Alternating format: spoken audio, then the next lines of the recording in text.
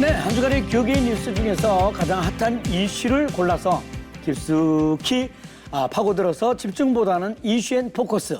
국민일보의 손동준 기자가 자리했습니다. 네, 어서 오세요. 안녕하십니까. 자, 오늘은 어떤 소식입니까?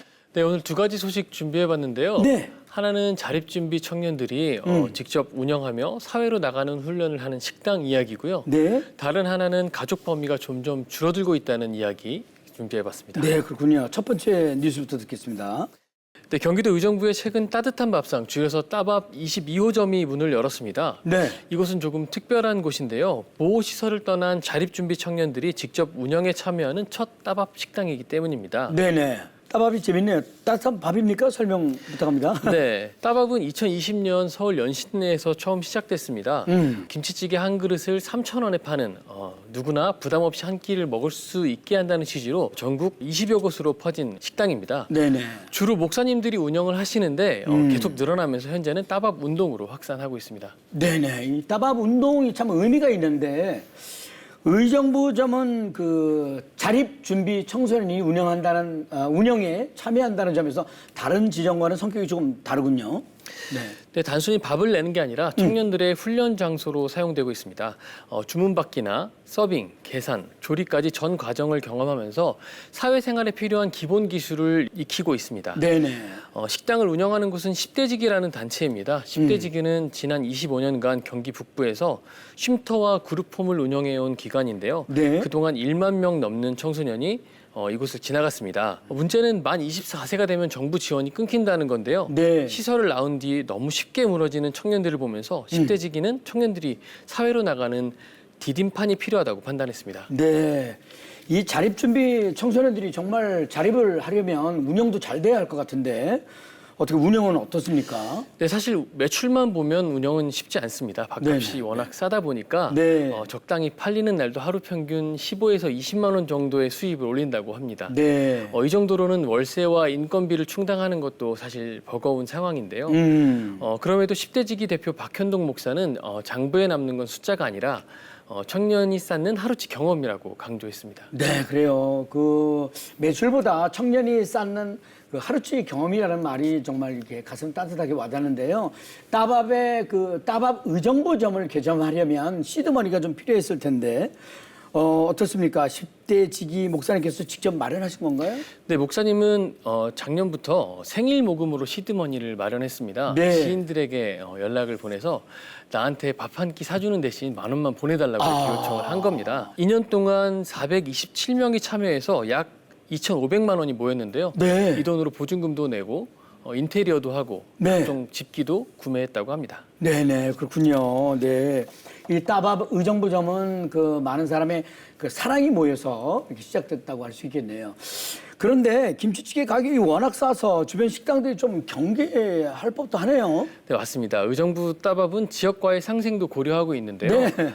저녁 장사를 우선 하지 않는다고 합니다.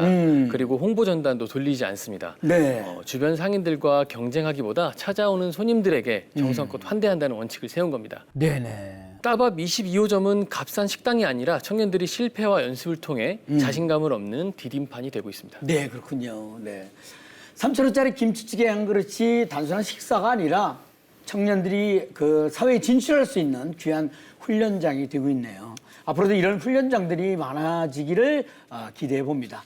자, 두 번째 소식은 가족 문제라고 들었습니다만 전해주세요. 네, 한국리서치가 최근 발표한 2025 가족인식 조사 결과를 보면요. 네. 한국 사람들이 생각하는 가족의 범위가 갈수록 줄어들고 있는 것으로 나타났습니다. 우리가 생각해왔던 핵가족 개념조차도 더 이상 안정적이지 않다는 게 확인됐습니다. 핵가족조차 안정적이지 않다. 네. 구체적으로 어떤 변화가 나왔습니까?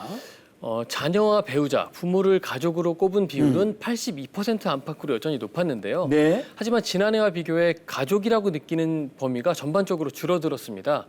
배우자의 부모는 58%, 친조부모는 46%, 외조부모 43%에 불과했습니다. 네. 세대별로 뭐 다른 특징도 있었습니까? 근데 연령대가 낮을수록 가족으로 생각하는 범위가 더 좁았습니다. 네. 2030 세대가 40대 이상과 비교해 더 가족이라고 느끼는 관계는 부모, 형제자매 그리고 반려동물뿐이었는데요. 특히 조부모보다 반려동물을 더 가까운 가족으로 여기는 젊은이들이 많았다는 점에서 네. 다소 충격적인 결과라고 할 수 있겠습니다. 그 젊은 세대가 바라보는 가족이 많이 달라졌다는 의미예요. 네.